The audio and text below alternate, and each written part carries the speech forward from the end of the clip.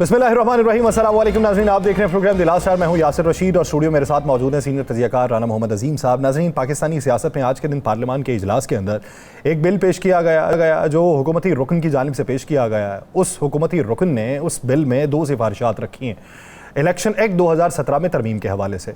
पहली सिफारिश election act के 2017 के सेक्शन 66 में और दूसरी इलेक्शन एक्ट 2017 के सेक्शन 104 में तरमीम की बात।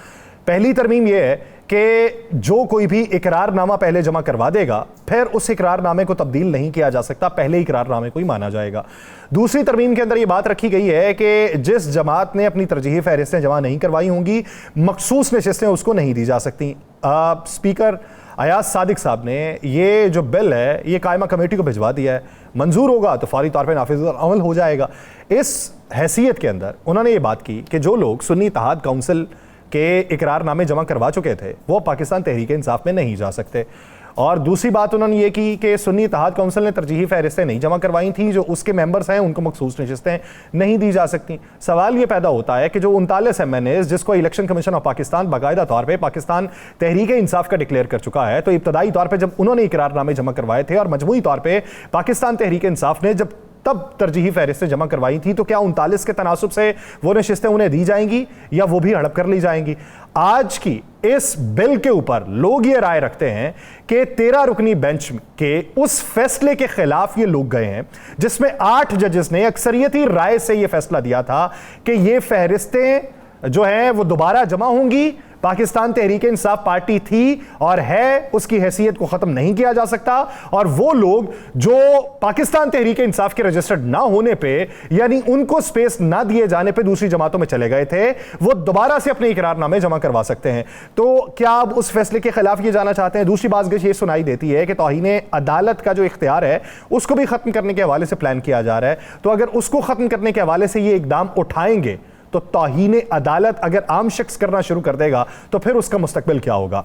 उधर पंजाब के अंदर दफा 144 के अंदर भी तरमीम कर दी गई है और दफा 144 का जो डिप्टी कमिश्नर का इख्तियार है वो 30 दिन का कर दिया गया है, सेक्रेटरी के इख्तियार को 90 दिन का कर दिया गया है और उससे जायद अगर दफा 144 लगानी है तो फिर काबीना उसकी मंजूरी दे सकती है और उसको तवील मुद्दत तक दफा 144 का नफाज हो सकता है। इस पूरे मंजरनामे में ये किस हद तक आगे बढ़ने की जुस्तजू है? या हम बैकफिट पे जा रहे हैं या बैक गियर लगा चुके हैं? क्या हम सिविलाइज मुआशरे में रहने की अहलियत रखते हैं? इसी पे बात करेंगे। राना साहब, सबसे पहले ये जो पेश किया गया आज, उस बिल के ऊपर आप क्या राय रखते हैं? हुकूमत किस चक्कर में? बिस्मिल्लाहिर्रहमानिर्रहीम, अस्सलातु वस्सलामु अलैका या सय्यदी या रसूल अल्लाह, अस्सलातु वस्सलामु अलैका या सय्यदी या हबीब अल्लाह, ताजदार ख़त्म नबूवत, जिंदाबाद जिंदाबाद। बात यह है कि यासर साहब, सुप्रीम कोर्ट का फैसला पहले आया, तरमीमी बिल अभी कमेटी में गया है जी।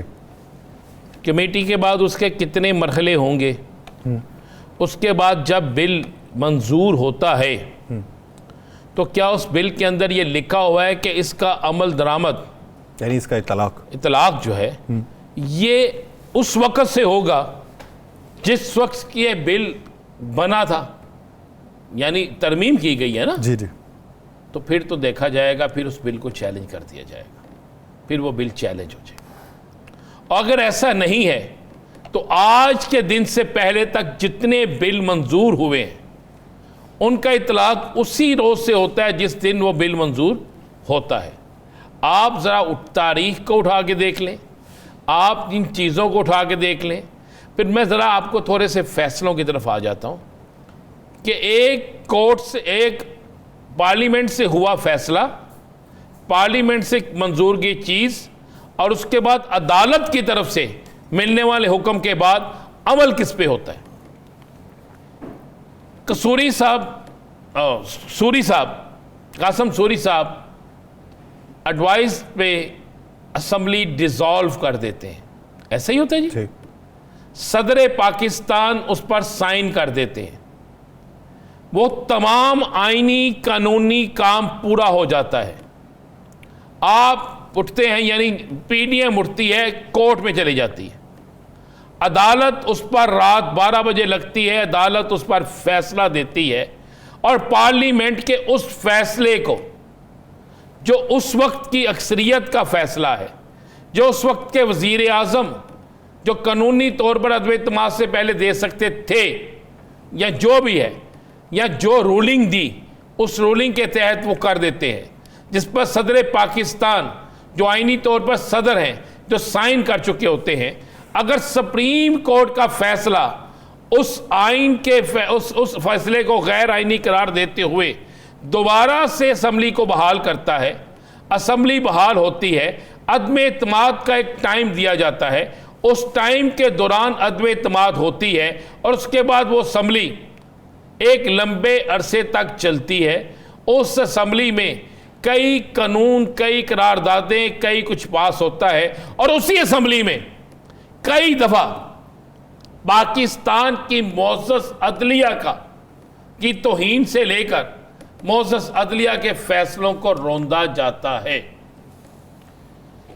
अगर उस वक्त सुप्रीम है पार्लियामेंट तो फिर अदलिया मुदाखलत नहीं कर सकती थी।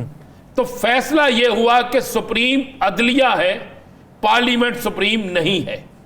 जब अदलिया सुप्रीम है और अदलिया का ये फैसला 2 जजेस ने नहीं दिया, ये एक फुल बेंच बनता है, उसमें ये केस जाता है, इलेक्शन कमीशन पिटिशनर है, मुस्लिम लीग नून उसमें पिटिशनर है, पीपल्स पार्टी उसमें पिटिशनर है, जमीयत उलमा इस्लाम उसमें पिटिशनर है, तहरीक इंसाफ उसमें पिटिशनर है, सुन्नी इत्तेहाद कौंसिल उसमें पिटिशनर है, पाकिस्तान बार कौंसिल उसमें पिटिशनर है, ये सारे पिटिशनर है ना उसमें। तो उसमें पूरी बहस व तकरार के बाद, सवालों जवाबात के बाद, बहुत से कागजात देखने के बाद फिर ये फैसला दे दिया जाता है हुजूर, और उस फैसले पर अमल दरामद तो होना है। अगर अब आपके जहन में एक सवाल है कि जनाब एक नया तरमीम हुई कि जिसने 3 दिन के अंदर अंदर आज़ाद उम्मीदवार जो है वो शमूलियत इख्तियार कर ली, बिल्कुल ठीक कहा उन्होंने, लेकिन मुझे बताएं कि इसी आज़ाद उम्मीदवार बनने से पहले एक एप्लीकेशन दी जाती है लाहौर हाई कोर्ट में सलमान अकरम राजा साहब की तरफ से। हम चाहते हैं कि हमारे सुनने वाले नाजरीन को यह वाज़े हो जाए कि असल हकाइक है क्या। सलमान अकरम राजा साहब एक एप्लीकेशन देते हैं कि मुझे तहरीक इंसाफ का उम्मीदवार लिखा जाए, लिखने की इजाज़त दी जाए। ऐसे ही है जी ऐसे ही। उसके बाद रद्द कर दिया गया, उसको रद्द करके इलेक्शन कमीशन को भेज दिया जाता है और इलेक्शन कमीशन भी उसको रद्द कर देते हैं, इलेक्शन कमीशन भी उसको रद्द कर देता है। जबकि सुप्रीम कोर्ट के किसी फैसले में यह नहीं लिखा कि आप पार्टी का नाम इस्तेमाल नहीं कर सकते, यह लिखा है कि आपके इंटर पार्टी इलेक्शन को गलत करार दिया गया है, आप इंतहाबी निशान नहीं ले सकते। यही है ना जी। अब अगर उस वक्त यह कह दिया जाता जनाब आप पार्लियामानी पार्टी हैं, आप तहरीक इंसाफ का नाम इस्तेमाल कर सकते हैं, तो फिर जितने लोग इलेक्शन लड़ रहे थे, जिन्होंने सुन्नी इत्तेहाद कौंसिल में शमूलियत की, क्या वो तहरीक इंसाफ में शमूलियत नहीं करते? क्या वो तहरीक इंसाफ के नहीं हैं? तो फिर बुनियादी जहां से नुक्ता शुरू हुआ, जहां से गलती हुई, फिर उसको सही करने के लिए सुप्रीम कोर्ट ने एक आर्डर दिया, और सुप्रीम कोर्ट का वो आर्डर जो है वो किसी तौर पर भी उस पर ये पार्लियामेंट की कोई चीज़ जो है वो असरअंदाज नहीं होती। एक तो आप ज़हन नशीन कर लें, बिल्कुल क्लियर कर लें, और जब आप इसका तफसीली फैसला देखेंगे, पढ़ेंगे, सुनेंगे, तो फिर आपको पता चल जाएगा। दूसरी बात, इलेक्शन कमीशन ऑफ पाकिस्तान जिसके आज जो लिखता है कि 3 दिन में शमूलियत करना जरूरी है, यही कहते हैं ना जी। आज पार्लियामेंट का पहला इजलास था जिसमें पहली बार पीटीआई थी, पहले सुन्नी इत्तेहाद थी, आज वहां पर वो जिनको पीटीआई का डिक्लेयर किया गया था, आज वहां पर पीटीआई थी, यानी 8 फरवरी के बाद पहली जी, 8 फरवरी के बाद। इसी तरह आज केपीके में जो इजलास हुआ वहां पर पीटीआई थी। अब बड़ी सीधी सी बात है, अगर वही हलफनामे जिन्होंने, उन्हीं लोगों ने हलफनामे दिए थे सुन्नी इत्तेहाद कौंसिल में, अगर इलेक्शन कमीशन उन हलफनामों को खत्म करके उन्हें डिक्लेयर कर रहा है और अपनी गलती को ठीक कर रहा है, उन्हें डिक्लेयर कर रहा है जनाब ये तहरीक इंसाफ के हैं, तो फिर किस आइन और किस कानून के तहत आप सुप्रीम कोर्ट के उस फैसले को एक रूलिंग के इसकी रूलिंग जो है स्पीकर की रूलिंग ले लें या वजीर कानून की रूलिंग ले लें या असम्बली के इजलास में एक तरमीमी ऑर्डिनेंस के जरिए आने वाली या तरमीमी बिल के जरिए आने वाली चीज़ किस तरह रोक सकती है? क्या अगर ऐसा है जो कानून है तो इसका मतलब है सबसे बड़ी खिलाफवर्जी फिर इलेक्शन कमीशन ऑफ पाकिस्तान ने की है। यासर साहब जी ऐसा ही। और अगर ऐसा नहीं है तो फिर इलेक्शन कमीशन ऑफ पाकिस्तान को बाकी लोगों को भी तहरीक इंसाफ में शमूलियत के लिए जिन जिन लोगों ने अपने कागजात एफिडेविट हल्फनामा जमा करा दिया है उनको करना पड़ेगा।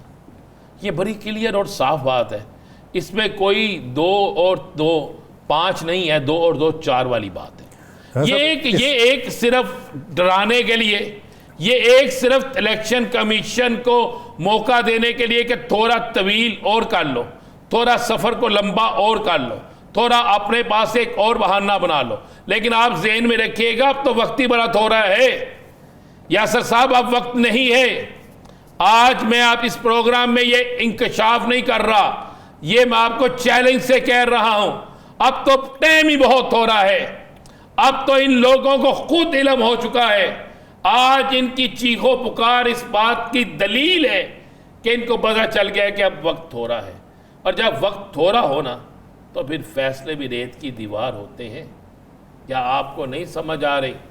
आज असम्बली में जो तकारीर हुई हैं उसके बाद अंदाज़ा नहीं हो रहा, आज आपको नहीं समझ आ रहा कि आज कराची में जो एक उलमाए इकराम ने जो प्रेस कॉन्फ्रेंस की है, क्या आपको समझ नहीं आ रहा कि पाकिस्तान के अंदर ट्रेडर्स, आम लोग सब जो हैं नए आने वाले इसी ये जून के जो बिल हैं उस पर चीखों पुकार शुरू हो गई। जून के बिल आए हैं ना, अभी जुलाई के तो आने हैं ना जी, जून के या जुलाई के जिसके बिल आए हैं, जुलाई के अभी ये हमारे राजपूत साहब बता रहे थे जुलाई के बिल आ गए ना सर, जुलाई के बिल बता रहे थे कि जनाब 5 फर्द नहीं है और बिल कितना आ गया 36,000। क्या करेगा बेचारा, 50,000 सैलरी है, 36,000 बिल है। ऐसे आपको 1 नहीं 2 नहीं 3 नहीं 4 नहीं 5 नहीं 6 लाखों की तादाद में आपको तादाद में मिलेंगे। और पूछना पड़ेगा फिर जाके मरियम साहिबा का दरवाजा खटखटाना पड़ेगा, मरियम औरंगजेब साहिबा का दरवाजा खटखटाना पड़ेगा, अता तारड़ साहब का दरवाजा खटखटाना पड़ेगा, उस्मा बुहारी का दरवाजा खटखटाना पड़ेगा, पूछना पड़ेगा शहबाज शरीफ का दरवाजा खटखटा के भी जनाब बताएं हमें 200 से कम यूनिट वाले को बिल नहीं आना था, ना होने के बराबर आना था, इतना बिल कम आना था। तो मुझे बता दें, मेरे पास, मैं ब्रेक के बाद प्रोड्यूसर साहब को एक बिल दूंगा और मैं कहूंगा उन्हें कि जरूर चलाएं। यासर साहब 0 यूनिट जी, बिल कितना 2600 रुपया। और 2600 किसका बिल डाला आपने? सर उन्होंने कहा आपने बत्ती चलाई नहीं, हमने तो टैक्स देना ही है ना। नहीं तो फिर टैक्स देना है ना। तो ये जिनको टैक्स पड़ेगा तो आप क्या समझते हैं ये खामोश रहेंगे? ये बिल्कुल मामला किसी और तरफ जाने वाला है। आवाजें बहुत सारी उठ रही हैं और आवाज़ों को दबाने के लिए हुकूमत क्या कर रही है, इसी पे बात करते हैं। एक ब्रेक लेते हैं, वापस आएंगे। नाज़रीन कहीं नहीं जाएगा, स्टे विद अस।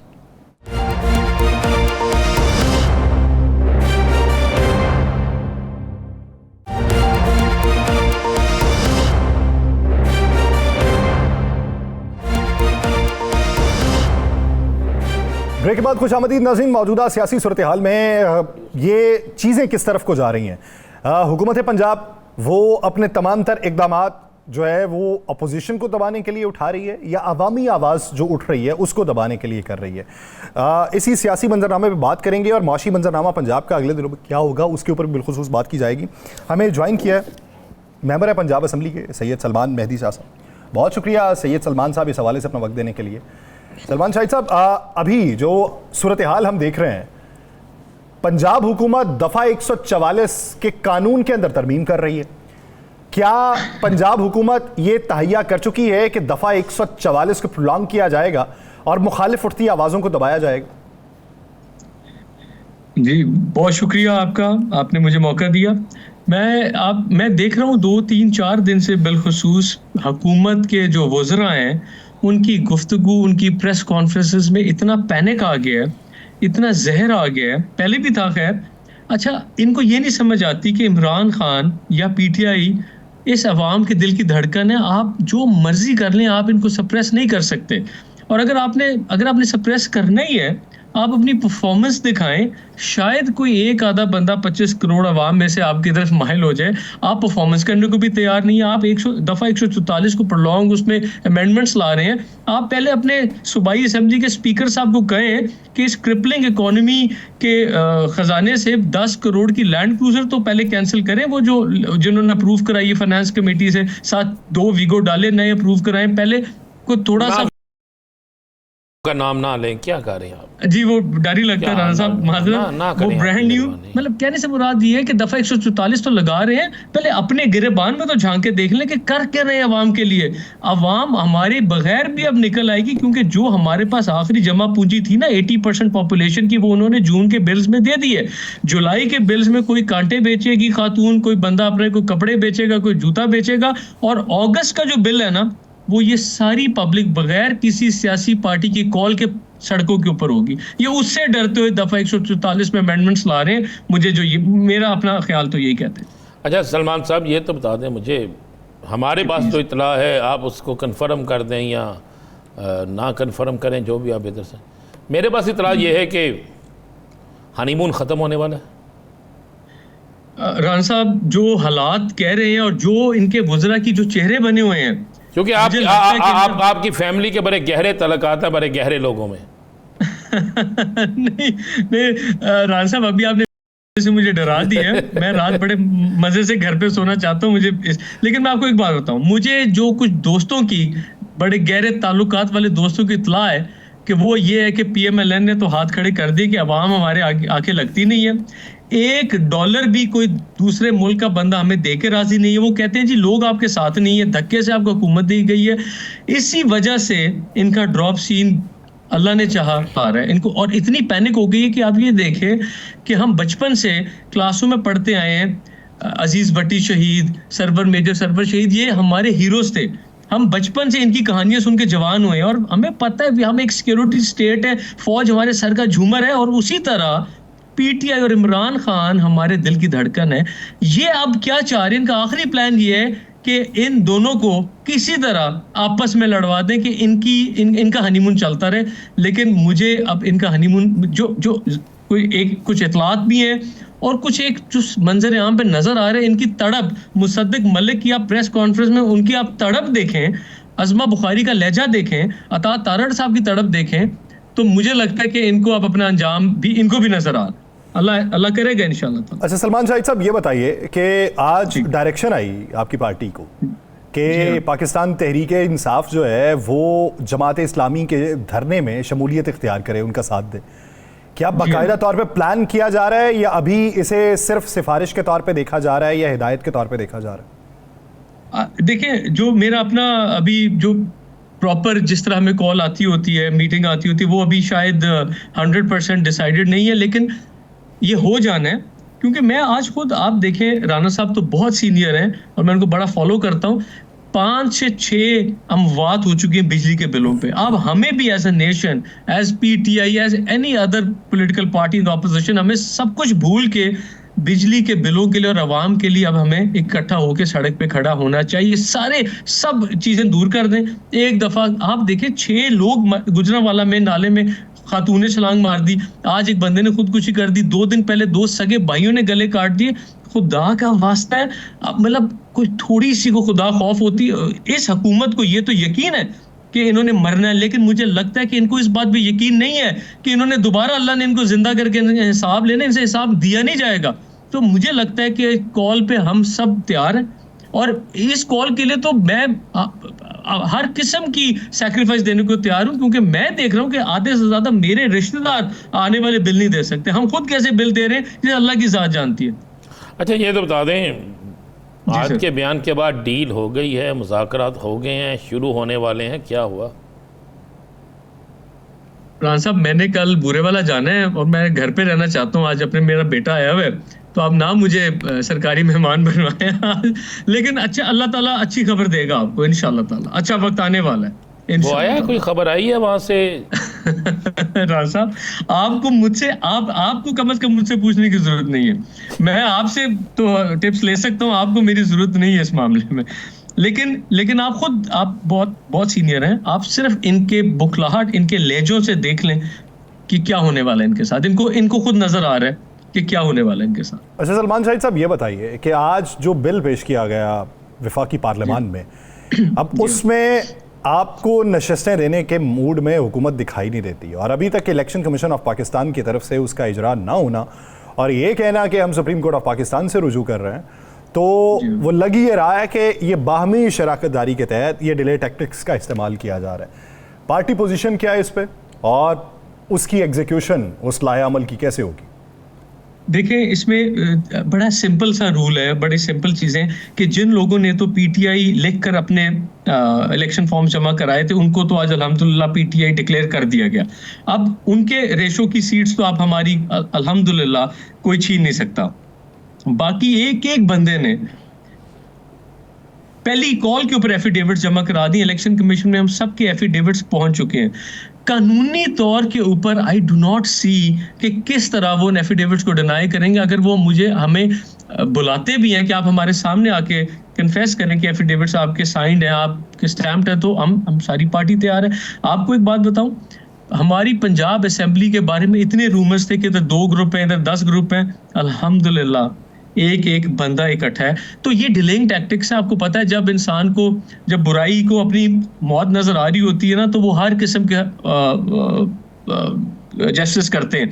तो लेकिन मुझे लगता है कि कानून इस दफा जो है ना, ये कानून की गिरफ्त से नहीं निकल सकेंगे, क्योंकि इसमें दो बातें ही नहीं है। एफिडेविट हमारे जमा है, हमारी पीटीए की एसोसिएशन को ढकी छुपी नहीं है। मैंने खान का झंडा लहरा के वोट मांगे, मुझे लोगों ने खान का वोट दिया। ये इसमें तो दो बातें ही नहीं है। मैं पीटीए का हमायत याफ्ता हूँ, हमने लिख कर दे दिया। अल्हम्दुलिल्लाह सीट्स डिले तो हो सकती हैं, 10-20 दिन और डिले हो जाएंगी, इससे ज्यादा नहीं होंगी, इंशाल्लाह मिल जाएंगी। जो कानून तो इसमें बड़ा वाज़ेह है। आपने वीडियो बयान भी तो दिए ना सबने एक एक? जी हाँ, सारे वीडियो बयान हमारे सेक्रेटेरिएट, हमारे लीडर, ऑपोजिशन लीडर साहब के फोन में पहुंच चुके हैं। एफिडेविट्स इलेक्शन कमीशन में जमा हो चुके हैं। अब सिर्फ इलेक्शन कमीशन, मतलब अल्लाह जाने क्या बहाना कर रहा है, 2 दिन 4 दिन, there is nothing in between. कोई स्टॉपेज नहीं है अब सीटें देने में, कोई कानूनी बात बीच में नहीं रह गई अब। अच्छा सलमान शाहिद साहब, ये बताइए कि अभी एहतजाज ना करने में रुकावट क्या है? मुल्क के तूलो अर्ज में आपने कॉल दी, फिर अदालती रुजू किया गया। कारकुनान की राय ये है कि आपको कभी भी ये हुकूमत इजाज़त नहीं देगी किसी कॉर्नर मीटिंग की भी। तो क्या अदालती फैसलों से ही मशरूत है आपका एहतजाज, या फिर उसके लिए कोई प्लान बी भी है? जी, हमारे सदर जनूबी पंजाब और नवाज बप्पी मेरे बड़े भाई भी हैं और हमारे लीडर भी हैं साउथ के। उन्होंने बड़ा क्लियर मैसेज दिया था कि जी इस दफ़ा तो अदालतों ने और डीसी साहब ने जो हमारे साथ किया लास्ट जलसे में, आप सबने देखा ये कि ऐन वक्त पे कैंसिल कर दिया। आगे हमने इस चीज़ को, इस परमिशन की हमें ज़रूरत ही नहीं पड़नी। उसकी वजह ये है कि एक तो अब लोग देख रहे हैं कि खान साहब के साथ भी जुल्म और ज्यादती की हद हो गई है। अब उनको वो शायद हमारे कहने पर भी ना रुके सड़कों पे आने से, और हम तो उनको रोकना नहीं, हम तो लाना चाहते हैं। ऊपर से बिजली के बिलों से तंग। अब तो हमारे साथ जो पीटीआई का नहीं पिया वर्कर, उसने भी इस दौड़ में शामिल हो जाना है। तो हमारी स्ट्रेंथ तो बढ़ती जा रही है। इनकी कोताहियों की वजह से, इनकी नाअहली की वजह से आप हमारी स्ट्रीट पावर खुद बढ़ा रहे हैं। तो अब तो हमें 5 अगस्त को क्या करने जा रहे हैं? इंशाल्लाह ताला जी पावर शो होगा। और राना साहब, आप देखिएगा कि 1-2 ऐसे मौके चाहिए, इंशाल्लाह ताला ये पंजाब जो है ना, ये जागेगा। बस ये दिखाएगा। आखिरी एक छोटा सा जवाब दे दे, अगर 5 से पहले कोई इस्तीफा आ गया फिर तो अल्लाह इतनी जल्दी तो नहीं होगा, लेकिन 5 के बाद आ जाएंगे। उम्मीद आपने लगा के रखी है, लेकिन इतनी बड़ी भी उम्मीद लगा के नहीं रखी है, सही है? नहीं, हमें ये पता है कि देखें, जो बुज़दिल होता है ना, मतलब इस्तीफे देने का उनको बिल्कुल ही खत्म हो जाएंगे। उनको वो आखिरी कोशिश करेंगे कि किसी तरह इस्तीफे की तरफ जा रहे हैं ना। मैं उस इस्तीफे की बात नहीं कर रहा, मैं एक और इस्तीफे की बात कर रहा हूँ, शायद वो आपके पास जल्दी इतला पहुंचे। अल्लाह करे। वो मैंने आपको पहले ही कहा था, आप मेरे सीनियर हैं, मैं आपको फॉलो करता हूँ, बहुत सी चीजें मैंने आपसे सीखनी है, मुझे आप बताएंगे। ठीक, बहुत शुक्रिया सैयद सलमान शाहिद साहब इस हवाले से अपने के लिए। नाज़रीन, सियासी मंजरनामे में मजीद बात करेंगे एक शॉर्ट ब्रेक के बाद। कहनी जाएगा स्टे विद अस।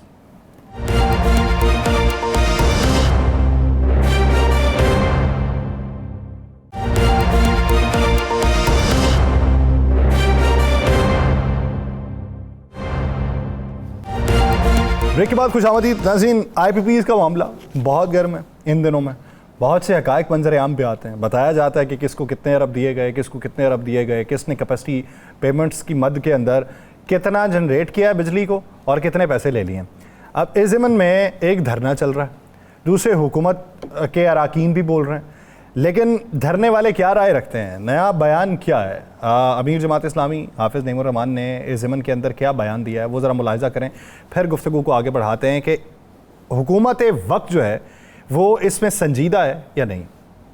अपनी मराहत कम नहीं करना चाहते और कौम को ये कहते हैं कि हम IPPs के मुआहदे रिवाइज नहीं कर सकते, तो आप अवाम पे सारा बोझ डालें और अपनी अय्याशियां कम ना करें। ये पाकिस्तान की कौम से बहुत बड़ा मजाक है, इसलिए हम धरना दिए बैठे हैं और ये इस हुकूमत को करना पड़ेगा, इसके बगैर बात बनेगी नहीं।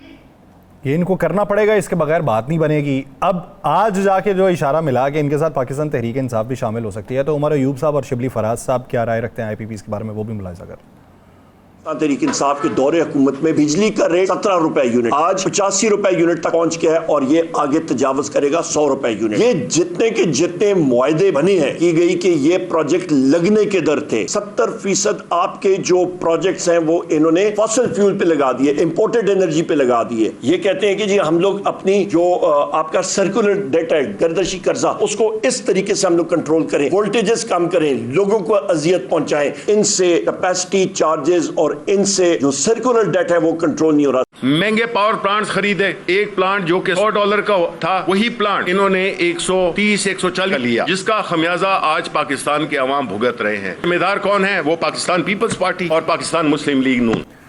जिम्मेदार कौन है? पाकिस्तान पीपल्स पार्टी और पाकिस्तान मुस्लिम लीग नून। राना साहब, अब तक के जो हकायक मंजर आम पे आए, जितनी बातें IPPs के ऊपर हो चुकी हैं, यानी उसमें बताया गया कौन कौन से सियासतदान हैं, कितने पैसे लिए, कितने यूनिट्स लगाए हैं, कितनी कैपेसिटी पेमेंट्स वो लेते हैं और बिजली कितनी जनरेट करते हैं, सारी बातें हो चुकी हैं। हुकूमत संजीदा होगी? देखिए, मेरी जहाँ तक इतला है, हुकूमत ने जिस मामले में संजीदा होना था उतनी वो संजीदा हो चुकी है, लेकिन हुकूमत को ये इल्म नहीं था कि आगे से होना क्या है। यासर साहब, दो चीज़ें समझने वाली है हमारी आवाम को भी कि एक हमें नया लारा लगने वाला है, लारा लप्पा जिसे कहते हैं ना, वो कहेंगे जनाब आपके यूनिट्स में इतने की कमी कर दी गई, IPP से हमने वादा ले लिया, लेकिन उसके बावजूद भी हमें कोई फ़ायदा नहीं होगा, उसके बावजूद हमें टैक्सों की मद में पैसे उसी तरह देने पड़ेंगे। वजह मैं आपको बता दूँ, 45,000 वो IPPs कह रहे हैं हम तो बिजली पैदा कर रहे हैं, 22,000 कुछ हमें चाहिए होती, पैसे हमने 42,000 के देने। जब तक जितनी हम बिजली लेते हैं उतने पैसे नहीं देंगे, उससे ज़्यादा पैसे हम ना दें जो हम नहीं ले रहे, उस वक्त तक आवाम को वो असर रिलीफ नहीं मिलेगा। आप 1 महीने के लिए, 2 महीने के लिए, 3 महीने के लिए वक्ती तौर पे आवाम का गुस्सा ख़त्म करने के लिए आप ये कर लेंगे तो फिर क्या होगा? मसलन आपको मैं एक मिसाल, एक ये बिल देखें ज़रा स्क्रीन पे, ये स्क्रीन पे आपको एक बिल अभी ऐसा नज़र आता है। आप इस बिल को देखें, इस बिल में है 0 यूनिट, ये समझने की बात है, ये 0 यूनिट और इसका बिल कितने का है? 2600 का। यानी जिसने 0 यूनिट चलाया, जिसका यूनिट एक भी नहीं चला, उसको टैक्स कितना पा रहा है? 2600। और जिसका 200 यूनिट चलेगा, 205 यूनिट चलेंगे, 1000 यूनिट चलेगा, उसको टैक्स कितना पड़ेगा? ये सबका टैक्स एक जितना नहीं होगा, उसके हिसाब से होगा ना यासर, कितना मीटर चला आपका, कितना है। तो अगर 0 वाले को 2600 देना पड़ रहा है, 0 वाले को, 1 वाले को 250 देना पड़ेगा, 2 वाले को ज्यादा देना पड़ेगा, 1000 वाले पे जाके या 200 वाले पे जाके या 300 वाले पे जाके या 500 वाले पे जाके आपको कितना देना पड़ेगा? एक लारा, एक झूठा दिलासा, एक झूठी ऑक्सीजन देने की तैयारी हो रही है, इसके अलावा कुछ नहीं है। 1% कुछ नहीं है। आज भी वजीर खजाना ने क्लियर कर दिया आपको। मेरी समझ नहीं आ रही, मेरी समझ से बिल्कुल बाहर है, बिल्कुल बाहर है कि किस पे धरने वाले भी किस पे यकीन करके बैठे हैं। यासर साहब, कल भी धरने वालों से मीटिंग नहीं हुई। आपने 3 दिन का धरना था, 4 दिन हो गया। अब आप कहते हैं हम मुख्तलिफ शहरों में धरना देंगे, यानी इस्लामाबाद से धरना तो खत्म हो रहा ना। फिर यही आज फैसला होगा ना, गवर्नर हाउस, पंजाब असम्बली, फलां फलां। और अगर आप कहते हैं वहां पे लहदा धरना होगा, यहाँ पे लहदा यही धरना कायम रहेगा, तो बैठे रहे। अगर जिनको 4 दिन बैठने से तकलीफ नहीं, उनको 400 दिन बैठने से भी तकलीफ नहीं होगी। ये तकलीफ उस वक्त होगी जब इस धरने में वाकई तहरीक इंसाफ होगी, वाकई इस धरने में जमीयत उलमा इस्लाम होगी, वाकई इस धरने में आम शहरी होगा, वाकई इस धरने में वो लोग होंगे जो इस जुल्म और सितम के हाथों सताए हुए हैं। उसके बगैर नहीं होगा। उसके बगैर तो सुख की बांसुरी हुकूमत बजा रही है। आपने किसी जगह से सुना है, आपने कोई ऐसी बात सुनी है जिससे हुकूमत को इससे तकलीफ पहुंची हो? कोई सुना आपने यासर साहब? क्या हुकूमत को तकलीफ पहुंची होती तो अब बात कहीं की कहीं और चले गई होती? ये नहीं हो रहा। ये चीज़ें उसी तरीके से हो रही हैं। और दूसरी बात यह है कि ये एक घिनौना खेल खेला जाएगा हमारे साथ। अवाम को एक और धोखा देने की तैयारी हो रही है और अवाम जहनी तौर पर तैयार रहे कि ये धोखा दिया जाएगा। मुझे एक बात बता दे, बिल क्या शहबाज शरीफ साहब की ऐलान के बाद आए ना बिल? उस वक्त तो रीडिंग भी नहीं ना हुई थी जी। तो मुझे बता दें, मैं अपने नाज़रीन से कहता हूँ मुझे कोई 2 बिल दिखा दें जिन 2 बिलों में कोई रायत मिल गई है। क्या समझते हैं हुकूमत का मुस्तकबिल क्या, जो आप इशारा दे रहे थे कुछ देर पहले ब्रेक से पहले, क्या है मुस्तकबिल? देखें, हुकूमतें अवाम से बनती हैं और अवाम हुकूमतों को बनाती है, अवाम हुकूमतों को गिराती है और अवाम के पास आखिरकार चाहे आपको जितनी मर्जी बड़ी कोई सपोर्ट हो, चाहे आपके पास फार्म 45 हो या 47 हो, चाहे आपके पास जितना मर्जी कोई सहूलतकार हो, लेकिन आपको आखिरकार अवाम के पास जाना पड़ता है। आपको इन तमाम मराहल के बावजूद भी अवाम के पास वोट के लिए जाना पड़ता है।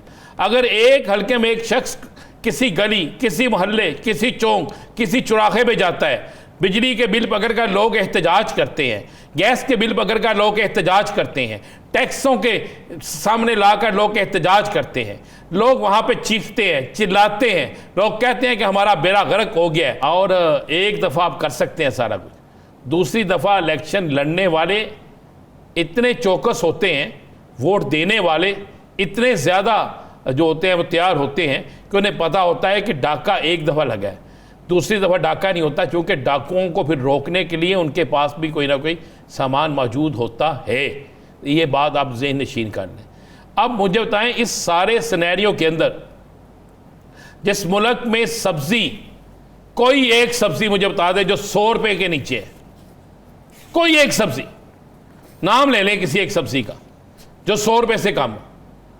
मुर्गी का गोश्त नहीं कंट्रोल में आ रहा, मटन तो सोच से बाहर है, बीफ वो भी सोच से बाहर है।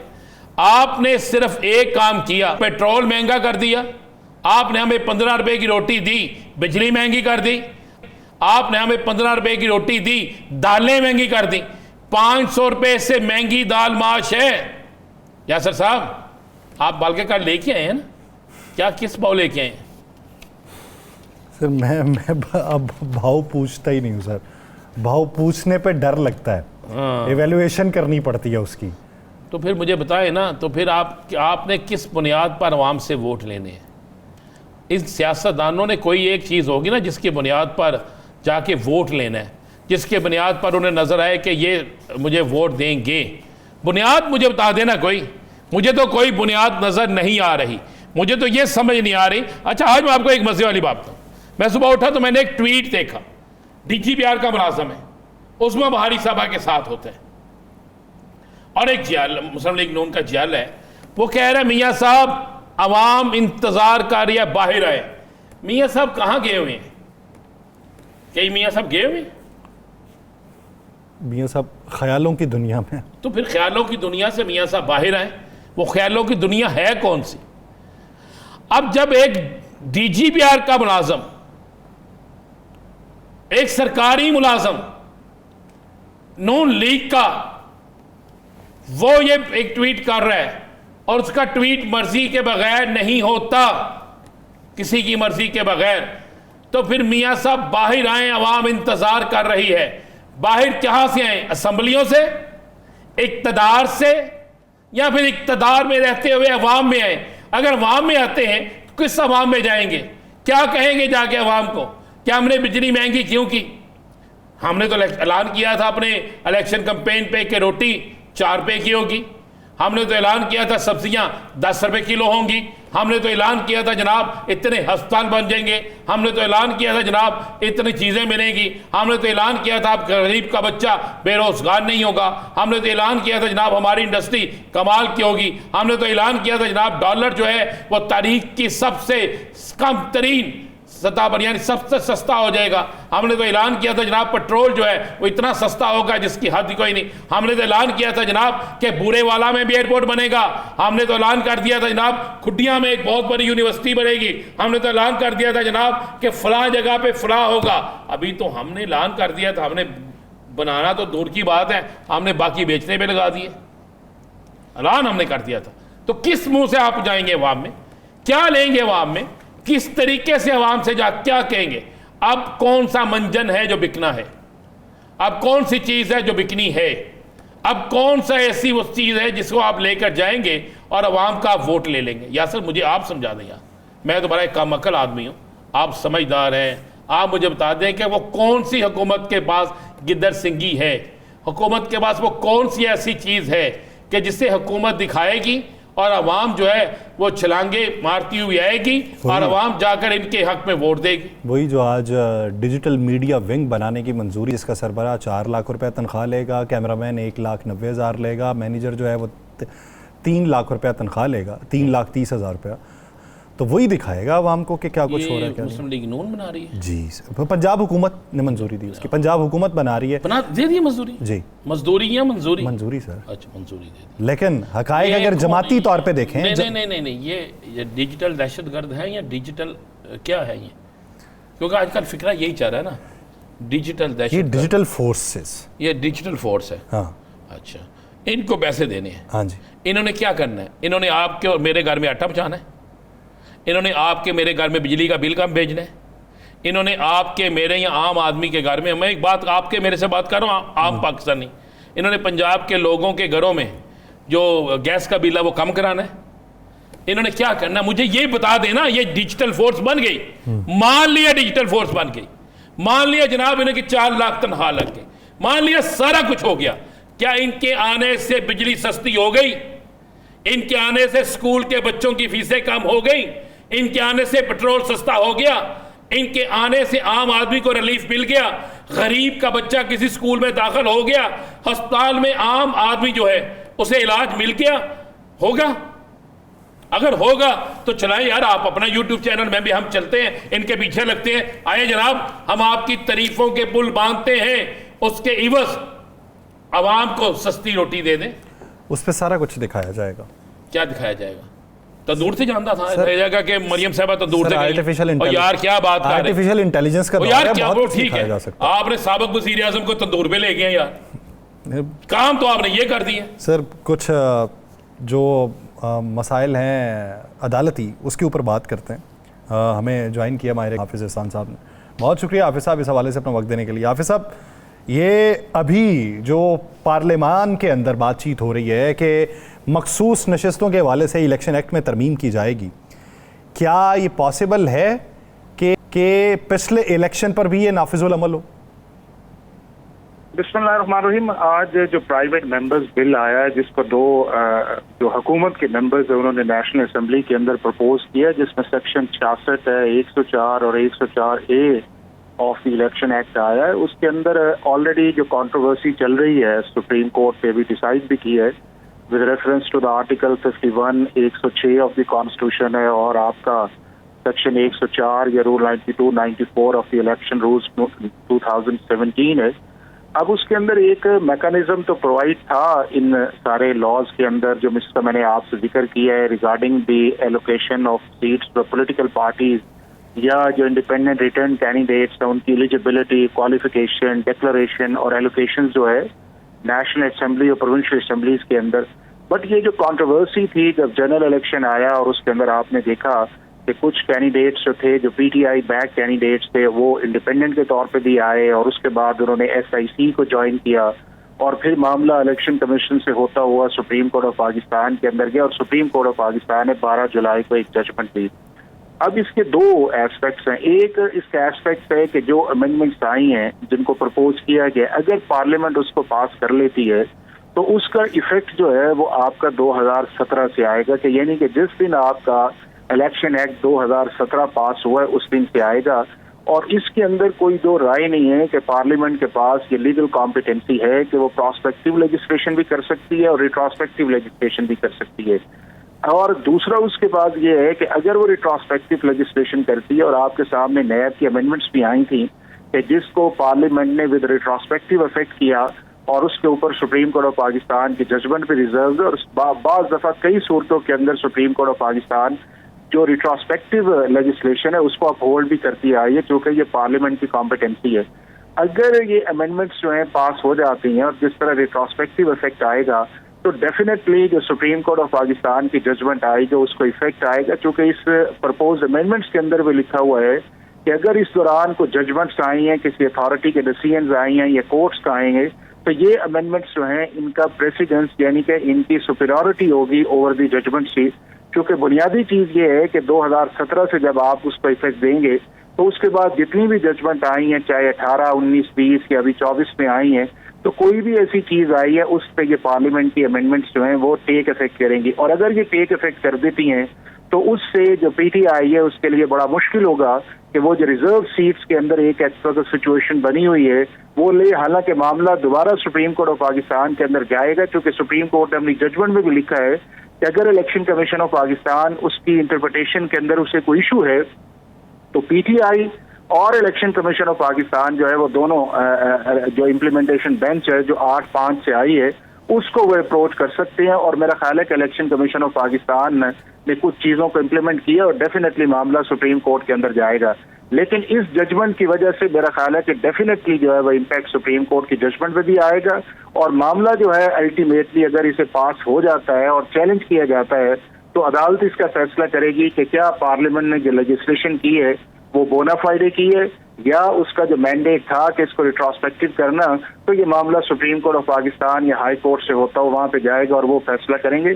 लेकिन जो अमेंडमेंट्स आई हैं अगर उनको देखा जाए तो उन अमेंडमेंट्स के अंदर डेफिनेटली ऐसी सर्टेन चीज़ों की क्लैरिटी आई है कि जो पहले कॉन्स्टिट्यूशन के लॉ के अंदर नहीं थी, और इसका एडवांटेज जो है वो फेडरल गवर्नमेंट या कॉन्स्टिट्यूशनल जो institution election commission of Pakistan उसका एडवांटेज इन अमेंडमेंट्स का लेगा। अब हम सब इसमें दो चीज़ें, एक तो 2017 से इस पर अमल दरामद शुरू होगा ना, 2017 से ही इस पर, उसके बाद जो भी 2017 के बाद 3 ऐसे मामला हुए हैं जिसमें हुकूमतों की तब्दीली और उसके बाद केसेस चले और बहुत से मामले हुए। और इमरान खान की जब हुकूमत ख़त्म हुई उसमें भी कुछ लोग जो हैं जो तहरीक इंसाफ के थे उन्होंने दूसरी तरफ गए, लेकिन उन्हें डिसक्वालीफाइड नहीं किया गया, एक पटिशन दायर हुई थी। अब एक तो ये बता दें इस पर क्या बनेगा, अगर वहाँ से चल रहा था मामला तो फिर क्या उस पर भी कोई चीज़ आएगी।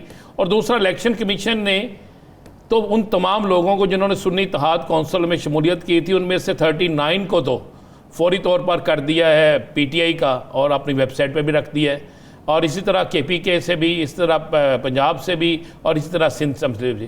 क्या इलेक्शन कमीशन को फिर इस सारी तरमीम के बाद अगर ये मंजूर हो जाती है तो अपना फैसला वापस लेना पड़ेगा? नहीं, उसके अंदर चौर साहब एक तो चीज़ ये है कि जिसकी तरफ आपने इशारा किया था वो डिफेक्शन वाला, तो ये केस डिफेक्शन का नहीं है। डिफेक्शन का केस था आर्टिकल 63A का जो पंजाब की हद तक था और सुप्रीम कोर्ट की जजमेंट आई जिसके ऊपर उन्होंने कहा कि इन लोगों के वोट भी काउंट नहीं होंगे और उसके बाद ये है कि ये डिस्क्वालीफाई भी समझे जाएंगे। और उस पर आपको याद होगा कि बड़ी एक कॉन्ट्रोवर्सी भी आई थी कि क्या supreme court of Pakistan reading into the constitution कर सकती है या नहीं कर सकती, और उसका रिव्यू आज भी सुप्रीम कोर्ट ऑफ पाकिस्तान के अंदर पेंडिंग है। ये वाला जो मामला है ये एलोकेशन ऑफ रिजर्व सीट्स का जो आपका सेक्शन 104 के ऊपर है, और इसके ऊपर इस तरह का प्रिसाइज लेवल के ऊपर इलेक्शन कमीशन या हाई कोर्ट या मामला जो अब सुप्रीम कोर्ट ऑफ पाकिस्तान के अंदर है वो अब तक नहीं आया। अब अगली जो चीज आपने कही है वो ये कही है कि इलेक्शन कमीशन ऑफ पाकिस्तान ने जो 39 लोग ऐसे थे उनको जो सेक्शन 66 है आपका, जिसके अंदर अभी एक अमेंडमेंट भी प्रपोज की गई है, उसके अंदर इन कैंडिडेट्स ने अपने आप को पॉलिटिकल एफिलिएशन के साथ उसका एक्सप्रेस किया था कि हमारा ताल्लुक पाकिस्तान तहरीक इंसाफ से है। और 41 लोग ऐसे थे जिनका पाकिस्तान तहरीक इंसाफ का उनका कोई डिक्लेरेशन नहीं था। इसीलिए आपने देखा होगा कि अभी 39 ये हैं और कुछ आपके MPs जो है, जो आपके KPK के हैं या पंजाब के हैं या सिंध के अभी नोटिफाई किए, सारे वो लोग हैं कि जिन्होंने जब सेक्शन 66 के नीचे अपना रिटर्निंग ऑफिसर्स के सामने नॉमिनेशन पेपर जमा करवाए तो उन्होंने वहां के ऊपर एक डिक्लेरेशन दिया कि हमारा पाकिस्तान तहरीक इंसाफ से ताल्लुक है। और जब आपने, और यही वो कंट्रोवर्सी सुप्रीम कोर्ट के अंदर थी चौधरी साहब, कि क्या ऐसी पॉलिटिकल पार्टी जो रजिस्टर्ड है आप उसको डी रजिस्टर्ड करके ट्रीट कर सकते हैं, इलेक्शन देना या इलेक्शन का निशान ना देना वो एक और इशू है। और इसी बुनियाद पे सुप्रीम कोर्ट ने फैसला किया कि आप किसी पॉलिटिकल पार्टी की एंटिटी जो है उसको आप जो है इलेक्शन कमीशन ऑफ पाकिस्तान की कॉम्पिटेंसी के अंदर नहीं आता।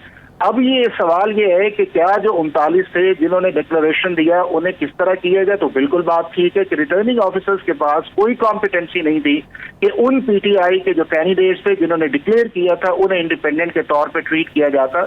और मैं ये समझता हूं कि अगर वो स्टेज के अंदर था तो PTI के इन कैंडिडेट्स को इलेक्शन ट्रिब्यूनल्स के अंदर इन फैसलों को चैलेंज करना चाहिए था। दूसरा जो इंटरेस्टिंग क्वेश्चन इसके अंदर ये है कि क्या ऐसी पॉलिटिकल पार्टी जो इलेक्शन तो जीत के आए वो आर्टिकल 51 के अंदर रिजर्व सीट्स के लिए एंटाइटल है।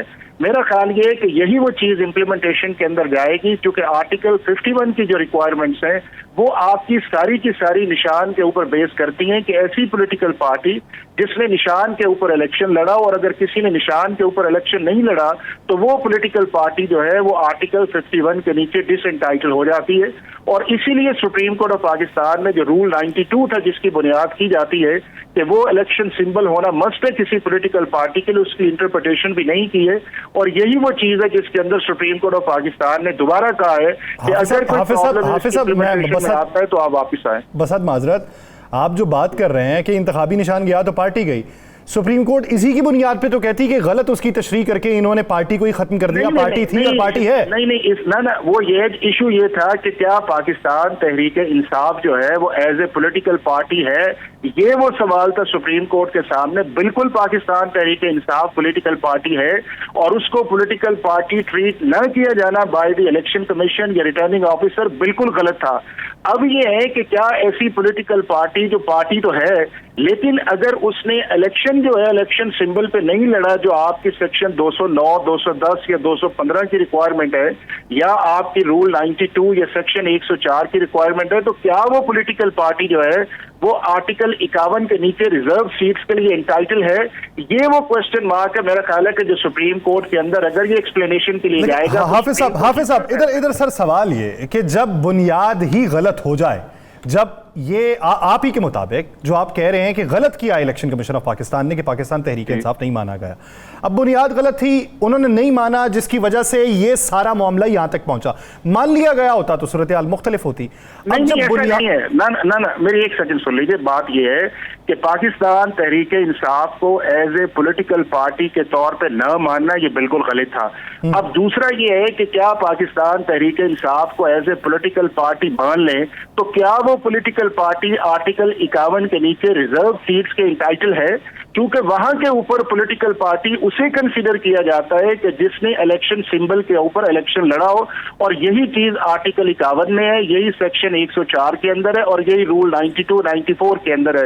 तो पॉलिटिकल पार्टी का पॉलिटिकल पार्टी के तौर पे आना और चीज है और पॉलिटिकल पार्टी का इलेक्शन के ऊपर लड़के आना, सिंबल के ऊपर लड़के आना वो और चीज है। हाँ साहब, इतने आप भी माशाल्लाह सीनियर तरीन वकील है और माशाल्लाह आपके पास बड़ा इल्म है और बड़ा आपका तजुर्बा है। सुप्रीम कोर्ट में इतने दिन ये हेयरिंग होती रही है और बड़े बड़े मारूफ तरीन वकला वहाँ पे ये सब कुछ बात करते रहे, क्या उनसे ये वाला नुक्ता जो था ये पोशीदा है?